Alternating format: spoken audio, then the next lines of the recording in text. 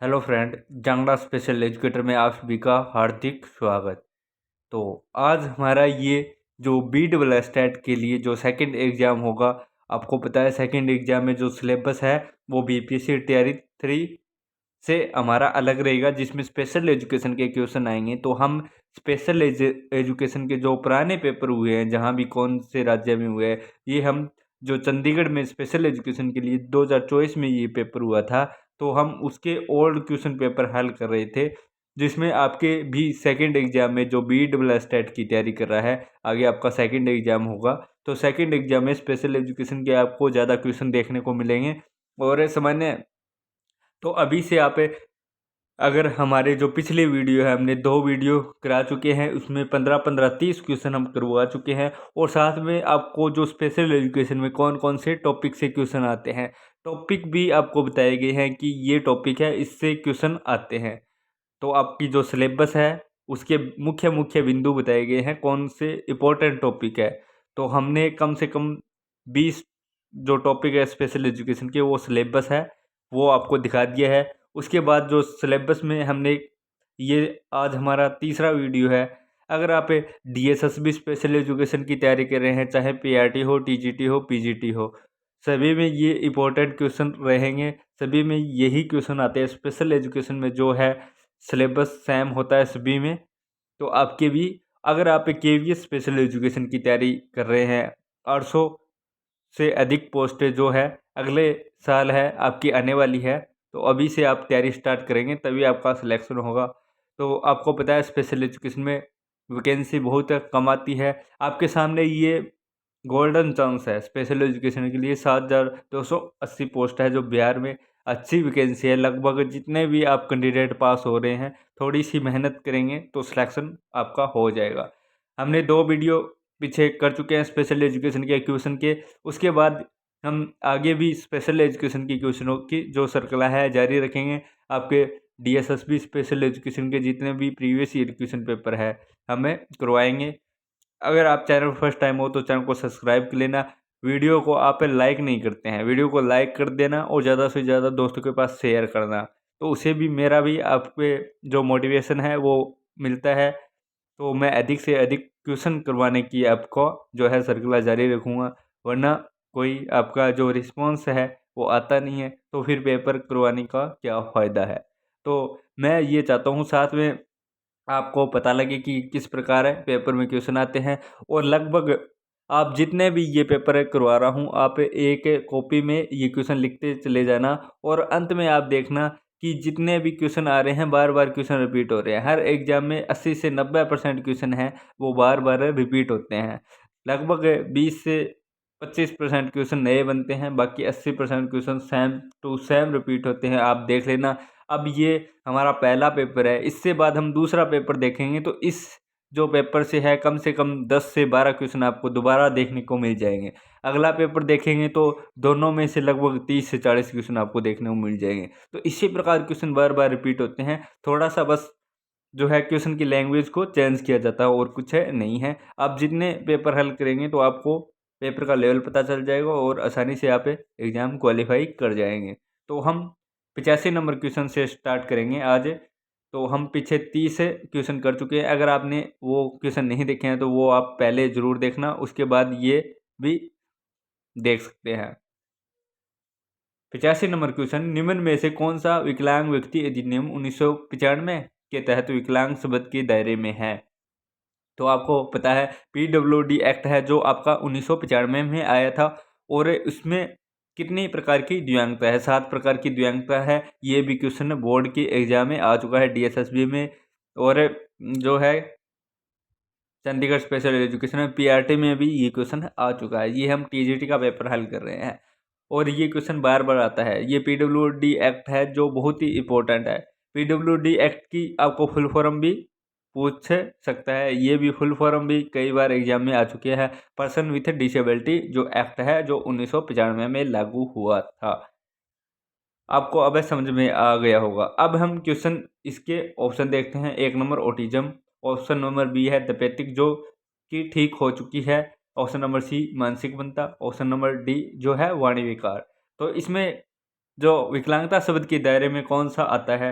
Option number सी आ जाएगा। 85 number question का right answer सी, मानसिक मंदता जो है विकलांगता शब्द के दायरे में आपका आता है। अगला क्वेश्चन हम देखते हैं 86 नंबर क्वेश्चन। NEP 2020 के मसौदा समिति के अध्यक्ष कौन थे? तो ये नया क्वेश्चन है जो NEP न्यू एजुकेशन पॉलिसी आपकी बनी है 2020 में, उसमें जो है ऑप्शन नंबर ए कैलाश वादित शिवेन, option number B doctor K Kasturirangan, option number C professor Yashpal Sharma, professor Rajgopal. तो राइट आंसर आपका आ जाएगा आपका जो है professor doctor K Kasturirangan, right answer B. ये जो आपको क्वेश्चन के आंसर बता रहा हूँ जो ऑफिशियल आंसर की है, फाइनल आंसर के आने के बाद की क्वेश्चन है, जो आंसर है एक भी क्वेश्चन आपके गलत नहीं होंगे।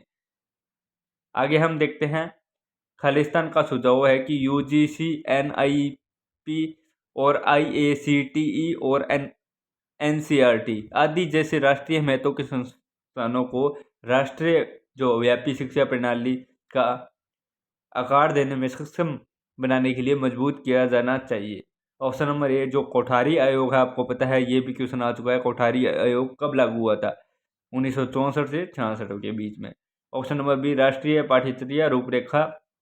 ऑप्शन नंबर सी है दिव्यांग अधिकार अधिनियम 2016, ये बहुत ही इम्पोर्टेंट है दिव्यांग अधिकार अधिनियम 2016, ये उस पर भी हम विस्तार से बात करेंगे। ऑप्शन नंबर डी है राष्ट्रीय शिक्षा नीति 1986। तो 87 नंबर क्वेश्चन का आपका राइट आंसर आ जाएगा ए जो कोठारी आयोग है, राइट आंसर 1964-66 से लागू हुआ था, राइट आंसर 87 नंबर क्वेश्चन का ऑप्शन नंबर ए। अगला हम क्वेश्चन देखते हैं 88 नंबर क्वेश्चन। समर्थी स्तर और समझ स्तर के शिक्षण मॉडल के वाक्य विन्यास में कौन सा चरण प्रमुख है? ऑप्शन नंबर ए योजना, ऑप्शन नंबर बी सामान्यीकरण, ऑप्शन नंबर सी प्रस्तुति, ऑप्शन नंबर डी जो है अन्वेषण।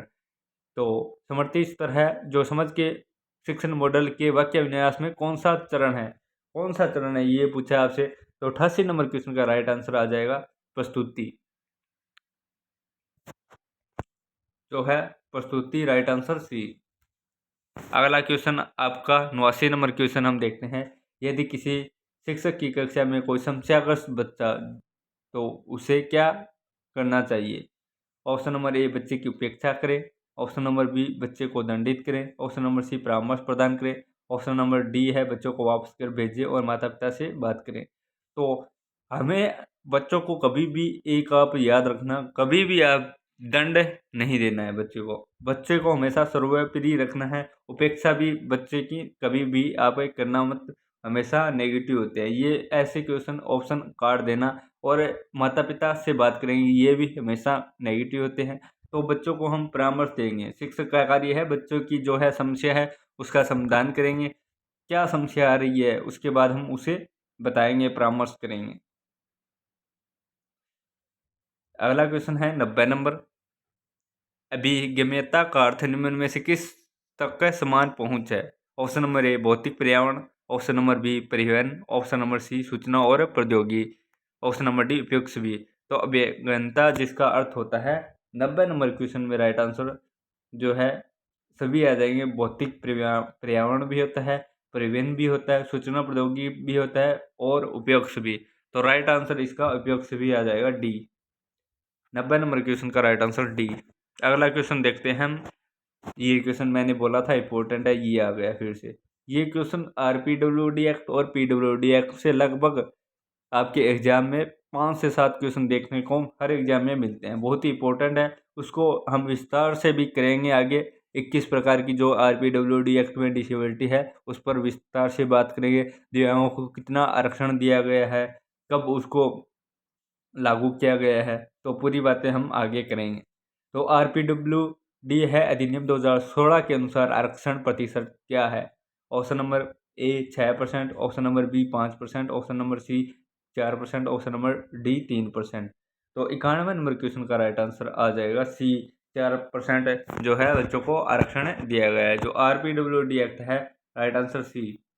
RPWD एक्ट में आपका है जो 4% है बच्चों को आरक्षण दिया गया है। RPW राइट ऑफ है person with disability act. RPWD की आपको फुल फॉर्म भी पूछ सकते हैं, आप ये भी ध्यान रखें। ब्रेल जो है क्या है? ऑप्शन नंबर ए नेत्रहीनों के लिए स्कूल है। ऑप्शन नंबर बी है नेत्रहीनों के लिए पढ़ने लिखने की प्रणाली है। ऑप्शन नंबर सी नेत्रहीनों द्वारा उपयोग की जाने वाले प्रकार का उपकरण है। ऑप्शन नंबर डी उपयुक्त में से कोई नहीं। तो ब्रेल है, आपको पता है कि जो अंधे या नेत्रहीन बालक है, नेत्रहीनों के लिए पढ़ने लिखने की प्रणाली है। ब्रेल होती है, जो बच्चे हैं दृष्टिबाधित है, वो अक्षरों को छूकर जो है ब्रेल पत्ती के द्वारा उसे पढ़ाया जाता है। अगला क्वेश्चन हम देखते हैं 93 नंबर क्वेश्चन। निम्न में से कौन सी एक अच्छी उपलब्धि परीक्षण की विशेषता जो है नहीं है? ऑप्शन नंबर ए वस्तुनिष्ठता, ऑप्शन नंबर बी विश्वसनीयता, ऑप्शन नंबर सी वैधता, ऑप्शन नंबर डी अस्पष्टता। तो 93 नंबर क्वेश्चन की जो है राइट आंसर आ जाएगा आपका डी। नहीं पूछा है, नेगेटिव पूछा है। विशेषता ये 3 तो विशेषता है, एक नहीं है इसमें। राइट आंसर अस्पष्टता। अस्पष्टता कोई विशेषता नहीं होती है। नेगेटिव पूछा है, आप देख सकते हैं। नेगेटिव हमेशा आपको नहीं को अंडरलाइन कर लेना चाहिए, इससे आपका क्वेश्चन गलत कभी नहीं होगा। वस्तुनिष्ठता होती है, जो उपलब्धि परीक्षण होता है उसमें विश्वसनीयता भी होती है, वैधता भी होती है। ये तीनों आपको देखने को मिलती है जो है उपलब्धि परीक्षण में, एक अच्छी उपलब्धि परीक्षण में। अस्पष्टता जो है कभी आपको दिखाई नहीं देती है, वो हमेशा नेगेटिव होती है। अगला क्वेश्चन हम देखते हैं, समावेशी शिक्षा है। तो क्या है समावेशी शिक्षा? ऑप्शन नंबर ए सख्त प्रवेश प्रक्रिया को प्रोत्साहित करता है। ऑप्शन नंबर बी वे तथ्यों की शिक्षा शिक्षा शामिल है। ऑप्शन नंबर सी वे आसीन परिस्थिति समूह के शिक्षक शामिल है। ऑप्शन नंबर डी कक्षा में विविधता को प्रोत्साहित करती है। तो समावेशी शिक्षा आपको पता है कक्षा में जो है विविधता को प्रोत्साहित करती है। Right answer D. ये क्वेश्चन समावेशी शिक्षा से अब तक 3 क्वेश्चन आ चुके हैं। तो समावेशी शिक्षा बहुत ही इंपॉर्टेंट टॉपिक है, इससे क्वेश्चन बार बार रिपीट होते हैं। समावेशी शिक्षा आपको पता है सामान्य बच्चे के साथ साथ विशेष आवश्यकता वाले बच्चों को पढ़ाना समावेशी शिक्षा है। जैसे बच्चे में जैसे क्लास में प्रतिभाशाली बच्चा भी होगा, मानसिक मंद भी बच्चा होगा, जो श्रवणबाधित है बच्चा वे भी है, सामान्य बुद्धि, मंद बुद्धि। तो सभी बच्चे की है जो अलग अलग बच्चों में क्षमता होती है, विविधता होती है, उसको प्रोत्साहित करती है, उसे ही समावेशी शिक्षा कहते हैं। अगला क्वेश्चन 95 नंबर। निम्न में से कौन वृद्धि और विकास का सिद्धांत नहीं है? आपको सिद्धांत नहीं है वो बताना है, तो नेगेटिव बताना है आपको। ऑप्शन नंबर ए विकास निरंतर है, आपको पता है विकास हमेशा निरंतर लगातार बढ़ता है। विकास दिशात्मक है। सी ऑप्शन नंबर विकास अपरिवर्तनीय है। ऑप्शन नंबर डी विकास सार्वभौमिक है। तो नेगेटिव पूछा है, तो नेगेटिव विकास अपरिवर्तनीय अपरिवर्तनीय नहीं होता, विकास परिवर्तनीय होता है। आपको पता है विकास में हमेशा लगातार परिवर्तन होते रहते हैं हमारे शरीर में, तो विकास हमेशा परिवर्तनीय होता है। विकास से बाकी तीनों सही है। नेगेटिव पूछा है तो right answer C. 95 number question का राइट आंसर आपका सी आ जाएगा। अगला क्वेश्चन हम देखते हैं 96 नंबर क्वेश्चन। निम्न में से कौन सा ज्ञानात्मक विकास के ठोस परिचालन चरण की विशेषता नहीं है? नेगेटिव बार बार ऐसे क्वेश्चन आते हैं, तो आप हमेशा नहीं पूछते हैं तो वहाँ पर आप अंडरलाइन कर लेना चाहिए, इससे हम क्वेश्चन को गलत नहीं करते हैं। ऑप्शन नंबर ए बच्चे संरक्षण कर सकते हैं। ऑप्शन नंबर बी बच्चे वस्तुओं का वर्गीकरण कर सकते हैं। ऑप्शन नंबर सी बच्चे वस्तुओं को क्रमबद्ध कर सकते हैं। ऑप्शन नंबर डी बच्चे प्रशिक्षण और त्रुटियों का उपयोग कर सवालों को हल कर सकते हैं। जो ऐसा ज्ञानात्मक विकास के ठोस परिचालन की कौन सी विशेषता नहीं है? नेगेटिव पूछा है, 3 सही है, उसमें एक है नेगेटिव दिया है, आपको वो बताना है। तो राइट आंसर डी आ जाएगा, बच्चे प्रशिक्षण और त्रुटियों का उपयोग कर सवालों को हल कर सकते हैं। तो राइट आंसर है संज्ञानात्मक विकास के परिचालन की चरण की विशेषता नहीं है, डी आ जाएगा 96 नंबर क्वेश्चन का राइट आंसर डी। अगला क्वेश्चन हम देखते हैं 97 नंबर क्वेश्चन। कोलबर्ग के सिद्धांत में निम्न में से कौन नैतिक विकास का चरण नहीं है? तो आप देख सकते हैं नहीं, फिर से नेगेटिव बताना है आपको। ऑप्शन नंबर ए पूर्व परंपरागत सत्र, ऑप्शन नंबर बी परंपरागत सत्र, ऑप्शन नंबर सी उत्तर परंपरागत सत्र, ऑप्शन नंबर डी संक्रमणकालीन सत्र। तो आपको पता है ये तीनों स्टेज जो है कोलबर्ग ने सिद्धांत दिया था, तो उसमें जो नैतिक विकास का सिद्धांत दिया था उसमें 3 जो है ये चरण थे। नहीं पूछा है तो नेगेटिव राइट आंसर डी आ जाएगा। संक्रमणकालीन तरह नहीं थे, जिसमें आपको पूर्व परंपरागत, परंपरागत है, उत्तर परंपरागत। अच्छा लड़का, लड़की की विशेषता जो है सामाजिक विकास की विशेषता, जिसमें दो दो, तीनों में दो दो पॉइंट है, 6 टोटल। तो आपको वो ध्यान में हो गए, याद हो गए।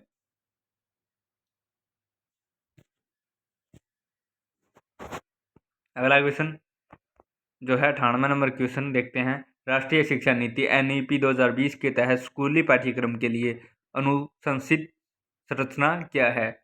ऑप्शन नंबर ए है 10+2, option number B 5+3+3+4, option number C 8+4, option number D 6+2+4। तो इसमें आपकी पहले जो शिक्षा प्रणाली थी 10+2 की थी, लेकिन वर्तमान में चेंज कर कर आपकी जो नई शिक्षा NEP 2020 आई है, तो उसमें आपकी जो है 5+3+4 कर दिया है। राइट आंसर बी आ जाएगा।